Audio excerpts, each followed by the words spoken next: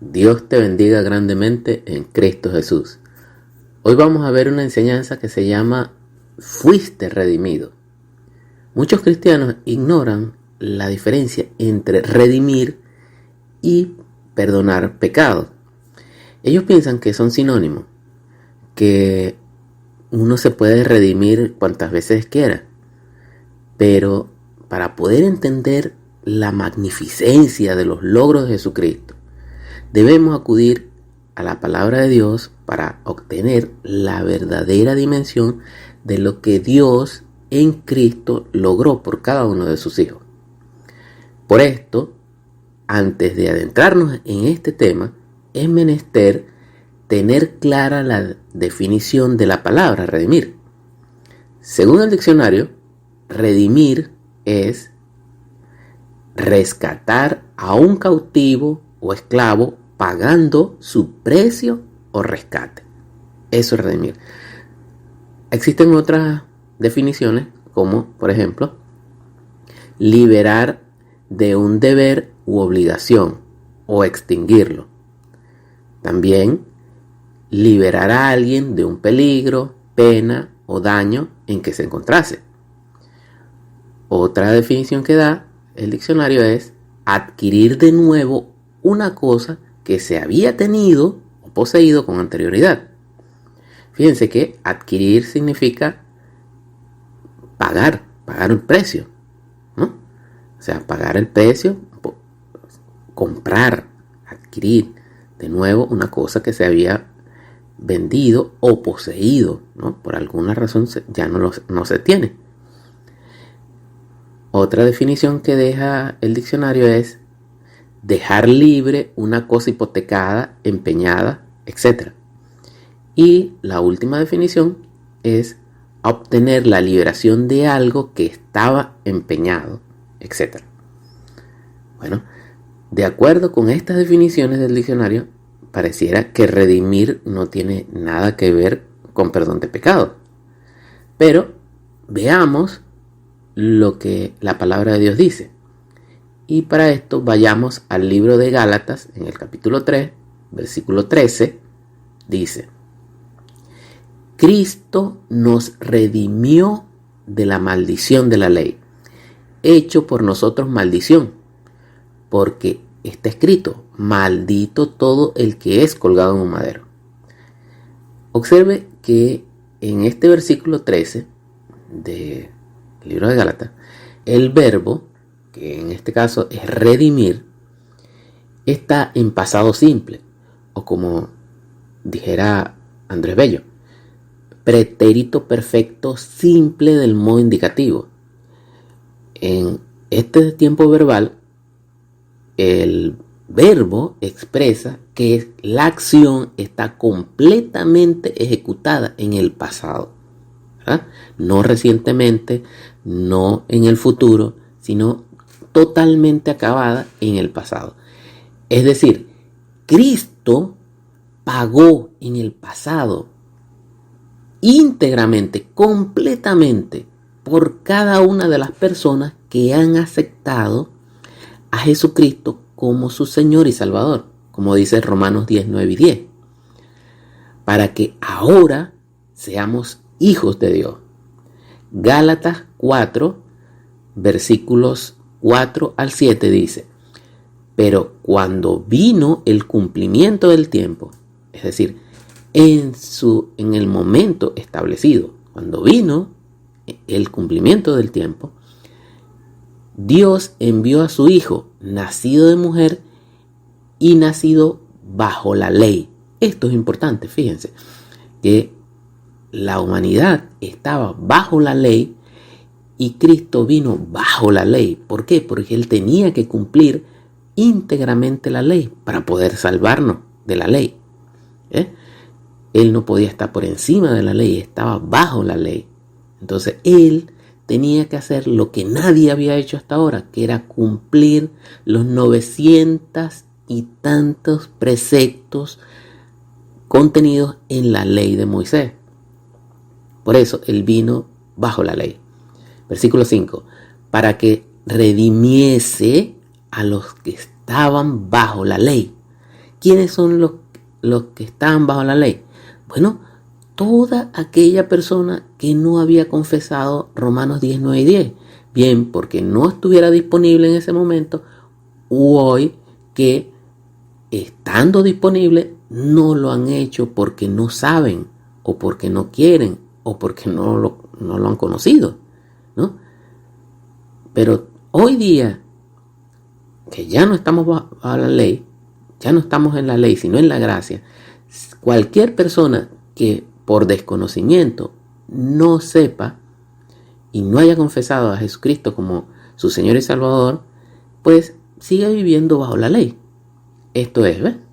Entonces, seguimos leyendo y dice, a fin de que recibiésemos la adopción de hijos. ¿Ves? Esto echa por tierra todo aquello que dice que todos somos hermanos, todos somos hijos de Dios. No, todas las personas no son hijos de Dios. Porque si todas las personas fueran hijos de Dios, entonces, ¿para qué vino Jesucristo? Para que recibiésemos adopción como hijos, ¿no? Toda persona sin excepción que ha confesado a Jesucristo como su Señor y Salvador, creyendo que Dios lo levantó de los muertos, como dice Romanos 10, 9 y 10, se convierte en hijo de Dios. Antes no. ¿Ve? Ahora recibimos la adopción de hijos. Versículo 6. Y por cuanto sois hijos, Dios envió a vuestros corazones el espíritu de su Hijo, el cual clama Abba. Abba es una palabra que significa padre, es una palabra aramea que significa padre, que fue transliterada al griego y de allí al castellano. Entonces dice, el cual clama Abba, padre. Así que ya no eres esclavo, dice el versículo 7. Así que ya no eres esclavo, ¿ves? Antes éramos esclavos.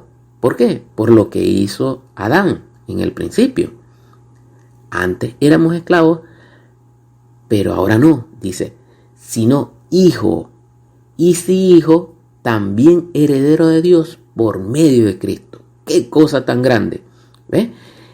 Ahora nosotros somos herederos de Dios, con todos los derechos a heredar de Dios que tiene Jesucristo.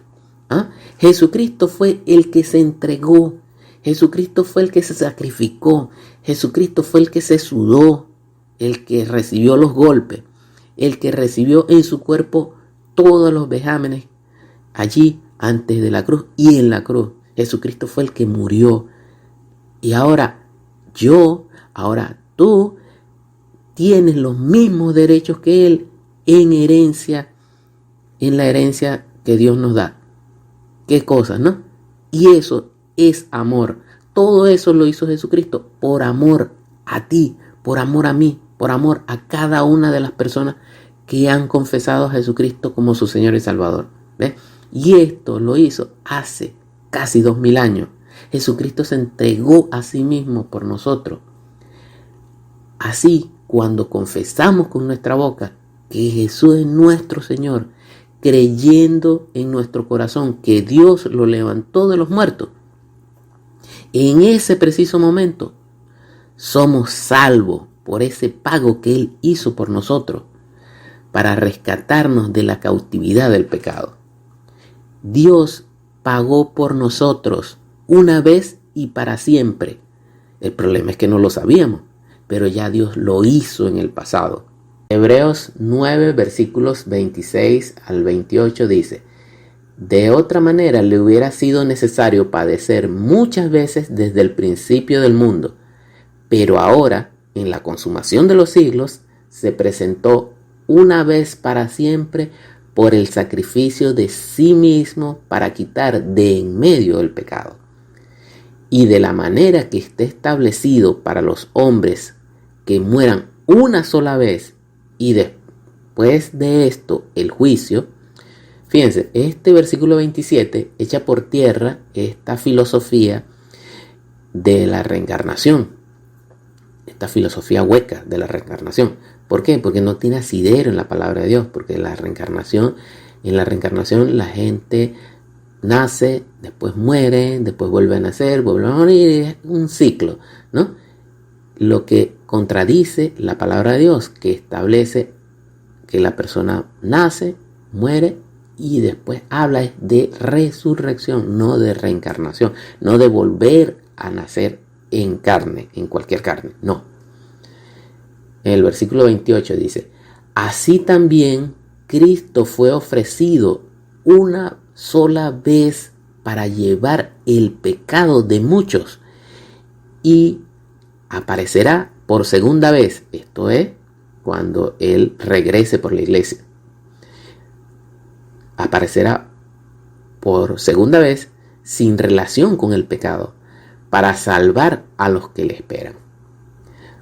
Observe lo siguiente: antes de confesar a Jesucristo como Señor y Salvador, creyendo con el corazón que Dios lo levantó de los muertos, como dice Romanos 10, 9 y 10, uno tenía el pecado original. Ese pecado original es como lo expliqué en la enseñanza titulada El día que de él comieres, que aquí le dejo el link. Bueno, uno entonces tenía ese pecado original, pero también tenía cualquier cantidad de pecados ya propios que uno había cometido, ¿no? Que recordáramos o no, lo habíamos cometido. Que habíamos venido cometiendo pues a lo largo de nuestra vida hasta ese momento.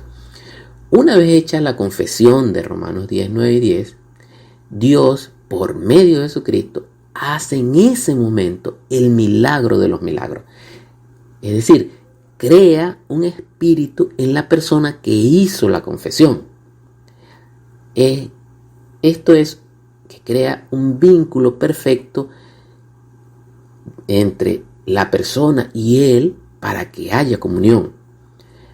Así nos convertimos en seres tripartitos de cuerpo, alma y espíritu. Ahora podemos comprender las cosas que son del Espíritu de Dios, como lo dice 1 Corintios 2:14. Esto ocurre una sola vez y para siempre.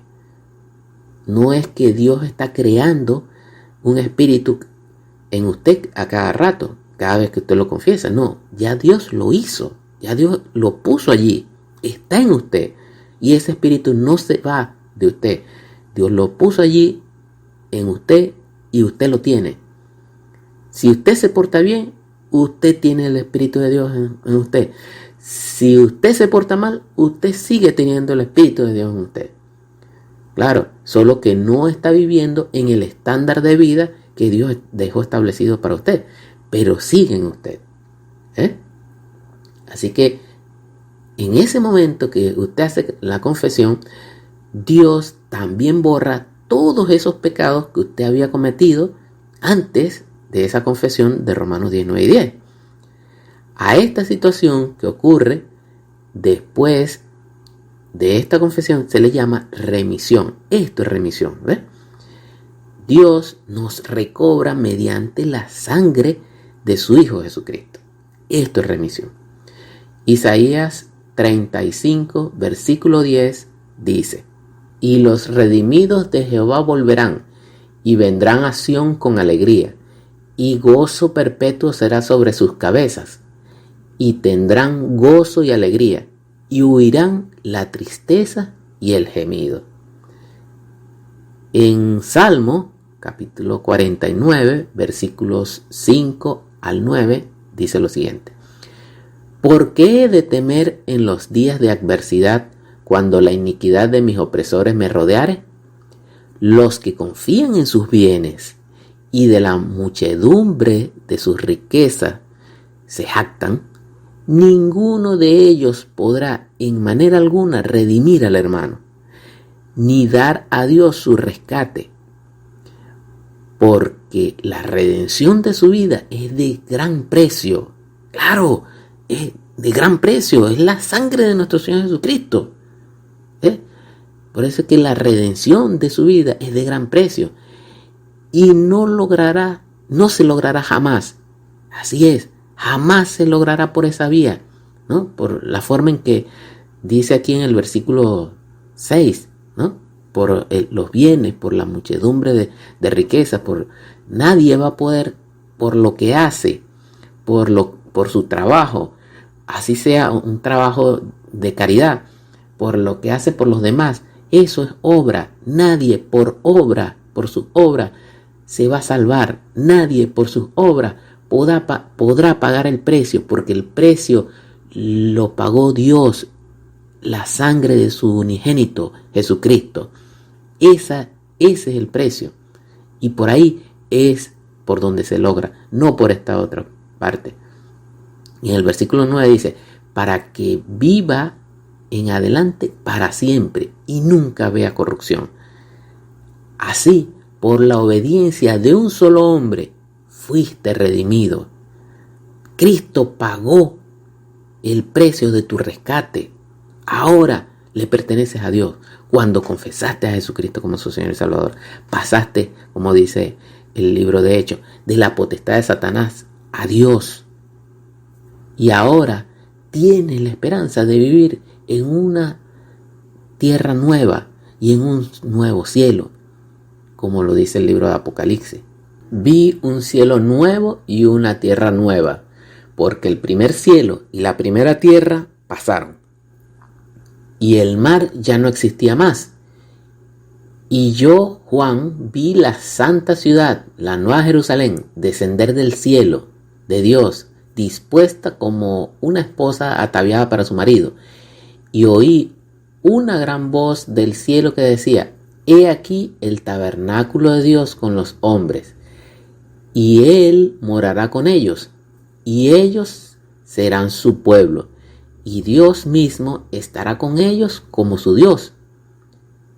Enjugará Dios toda lágrima, o sea, limpiará Dios toda lágrima de los ojos de ellos, y ya no habrá muerte, ni habrá más llanto, ni clamor, ni dolor, porque las primeras cosas pasaron.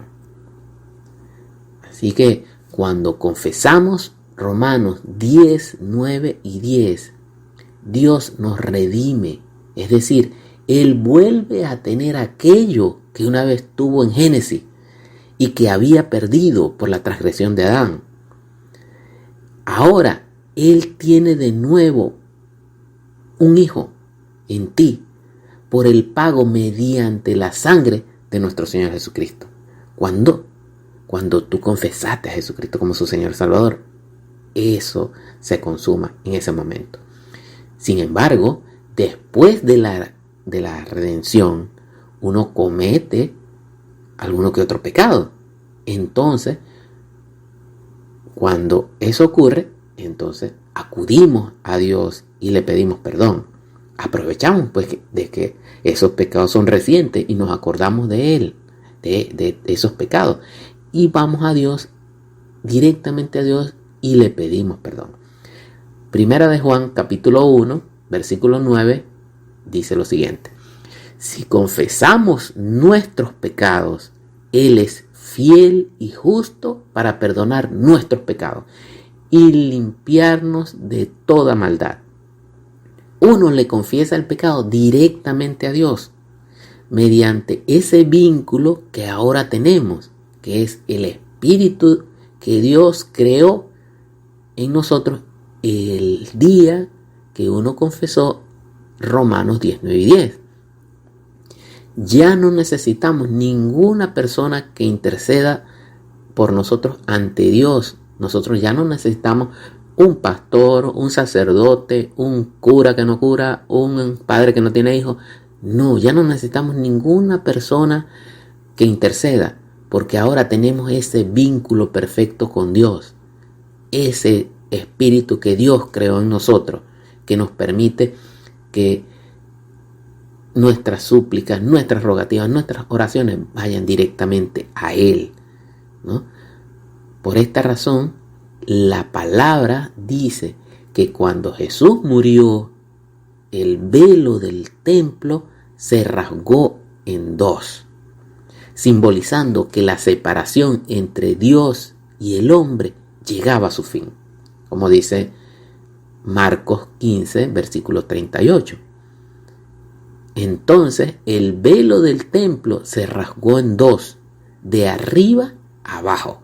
Así es, este velo era el que separaba en el templo de Jerusalén, separaba el lugar santo donde iban las personas y se sentaban allí a orar, a entregarle al sacerdote todas sus rogativas y todas sus oraciones, ¿no? Iban para que él sirviera de intercesor y pasara detrás del velo al lugar santísimo, donde se consideraba que estaba la presencia de Dios y donde solo el sacerdote como intercesor o como mediador podía pasar.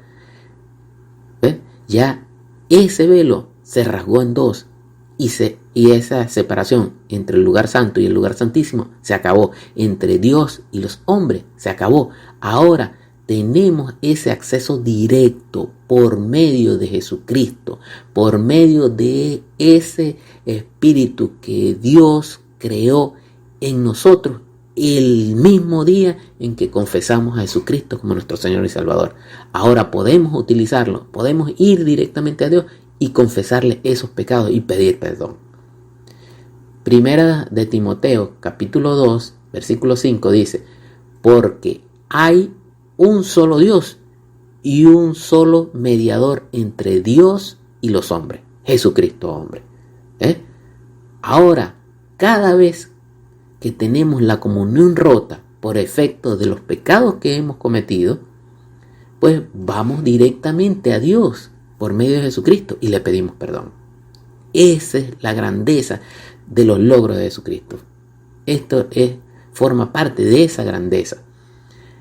Así que solo se redime una sola vez. Uno se redime una sola vez en la vida, cuando uno ha confesado al que salva de pecado, a Jesucristo, cuando uno lo confiesa a Él como Señor y Salvador, para que Dios haga el mayor de los milagros, que es crear un espíritu en uno. A esto se llama renacer del Espíritu de Dios. Luego de esto podemos pedir perdón directamente a Dios por medio de Jesucristo, y Él es fiel y justo para perdonarnos. Así que nos damos cuenta, pues, que nosotros, que tú, que yo, valemos lo que vale la sangre de su Hijo Jesucristo, que fuimos perdonados de todos los pecados que tenemos y que podemos, mediante ese Espíritu que Dios creó en nosotros, el día en que confesamos a Jesucristo como nuestro Señor y Salvador, podemos ir directamente a Dios y pedir perdón por cualquier pecado y vivir y elevarnos a vivir en el estándar de vida que Dios, por medio de Jesucristo, hizo disponible para nosotros. Dios te bendiga grandemente en Cristo Jesús.